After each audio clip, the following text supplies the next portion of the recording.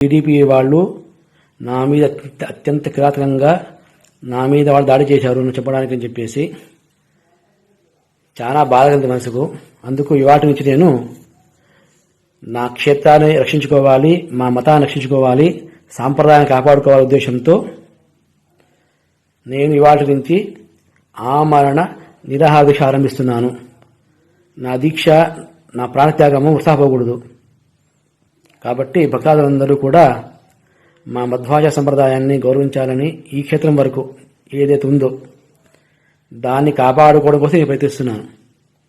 ఎటువంటి పరిస్థితుల్లోని ఈ కొండను రాజకీయ నాయకులు ఆక్రమించుకోవడం కానీ, వాళ్ళ కమిటీలు ఏర్పాటు చేసుకోవడం కానీ మాకు ఇష్టం లేదు. కాబట్టి దీనికి నిరసనగా, నా మీద మా మతం మీద జరిగిన దాడికి నిరసనగా నేను ఆమరణ నిరాహార ఆరంభిస్తున్నాను. నన్ను సమర్థించుకునేవారు శ్రీ దుర్గాంజనేయ స్వామి దేవస్థానం సింగనమల కొండకొచ్చి సమర్థించగలరు.